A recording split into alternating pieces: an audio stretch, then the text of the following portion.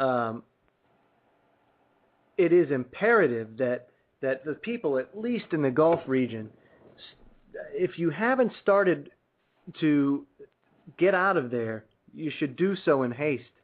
And this kind of brings me back to something that I heard, and of course, myself being a Christian, the devil has a lot of power, but one of the things that he does is he deceives very well.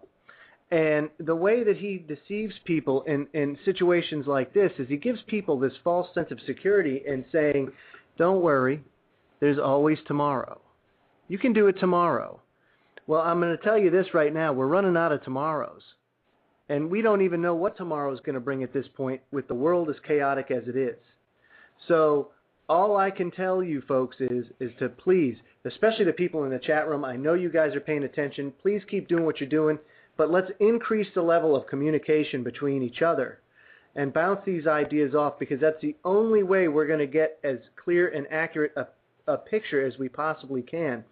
The later we get into this, the more information they're going to withhold, the more they're going to try to suppress. And that makes the communication factor between us all that much more important. Henning, as far as survival of this type of situation is concerned, how would you go about preparing for a disaster in the Gulf region as far as once you evacuate the area, should people go and seek medical attention? Because I would think at some point now they have been exposed to this stuff in some way, shape, or form. Yeah, if they develop flu-like symptoms, they should see a physician just to be absolutely sure that it's not Corexit which is making them feel sick. Because if it is Corexit, yeah, I am sorry to say, then there is no hope. It will be like cancer in your limbs. You will die from it because you will have internal bleedings from your cells. So your system breaks down from inside, and you can't see it from the outside that you actually are dying. And if it is Corexit poisoning you are suffering from, then it is unfortunately the last leg you're on, because they cannot wash it out of your body. It's already assimilated into your cells. And it would not surprise me if that stuff was even constructed so it would be able for humans and animals and plant life in itself to assimilate these toxins into its own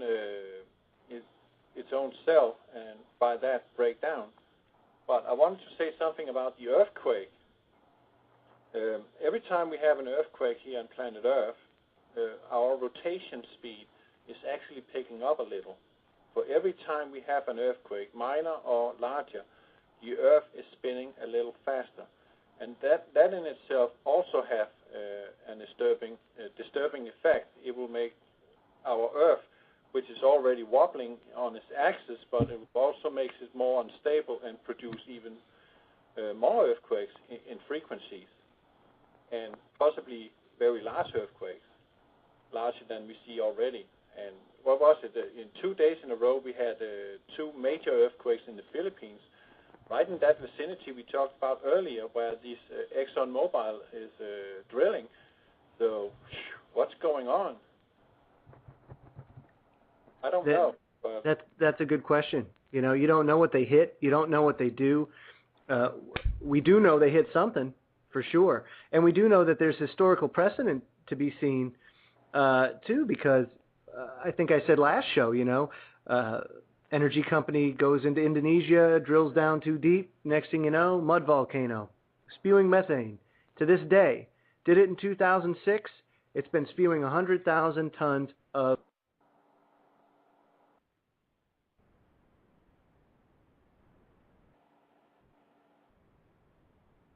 John?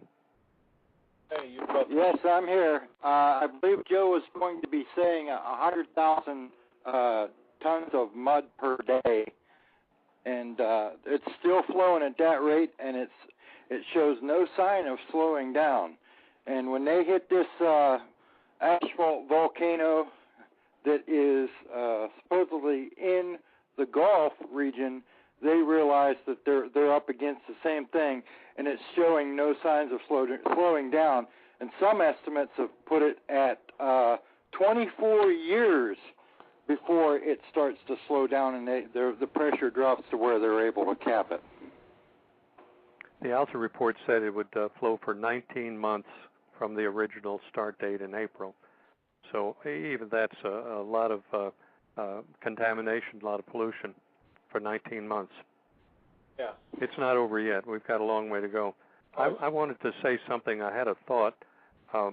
First of all, I want to emphasize that they are spraying toxic chemicals deliberately. Think about that. And the government is endorsing it and allowing it to happen. They are killing people, and they know it, and they're continuing to do it with the approval of the government. Now, are the people going to sit there? Are they going to sit on their duffs and be sprayed and be poisoned by BP with the blessing of the government? Or are they going to act to protect themselves and their family? They must start thinking like that. Also, I'm surprised that the people of the Gulf region already haven't stood up and asked just what is going on and took it to the streets or took it to their governor or to their congressman or took it to BP. I mean, they're stopping 1 and 2 people from going down onto the beach, but seriously, if a couple 100,000 or even a couple thousand people showed up with buckets and scrub brushes, or are they going to turn them away? That's the people's beach. That belongs to the people of the United States of America. Who is BP to say you can't come to this beach? 1,000 people or even 100 people with scrub brushes and buckets are going to do much better of a job than what BP has done, at least thus so far. I mean, they're not going to spray Corexit on every little pebble. Well, what's wrong with the people, John? Why don't they stand up to this? BP is a foreign company telling the American people to get off of their beach. Why don't the people down there take to the streets? They're being killed. Well, the only response I can say to that, Griff, is that the American people, I was going to say the American male, but that would be sexist, so I'll include the females in this. The American people have been chemically neutered. John, you're right. It most certainly has happened that way. It's just generations of conditioning that has led to this situation that we're in. And now they're playing their trump card is really the way I feel that it is. They're kind of throwing everything but the kitchen sink at us. And, that's kind of been their plan for a long time. And, I find it interesting that today I was reading on Drudge Report that North Korea says, if those carriers do that exercise today, that we're going to nuke them. That we're going to respond nuclear. And that kind of makes me think a little bit. Is that what North Korea is saying? Or is it something else that's going to happen in the guise of North Korea doing it, much like that South Korean submarine being sunk? Well, you never know. Agenda. You never know. Time will tell, won't it? It sure will. Joe, did you lose power a minute ago? I sure did. You disappeared on us. I wanted to say one other thing about the government not mandating evacuation down there. It seems to me that the government, any government with that authority down there, would be reluctant to tell the people to leave because all the southern banks will fail. The property values, the tax revenues will plummet when the people leave. The businesses will fail. Tax revenues to the counties, the cities, and the states will stop. And if you had 1 million or 2 million, 3 million people scattering across the United States, the IRS will lose track of them, and they will not be able to track the people to collect revenues and money. So the U.S. economy will plunge, and the states and the cities will fail immediately. Yeah, I can only see economic devastation as being one of the many side effects of this catastrophe for sure.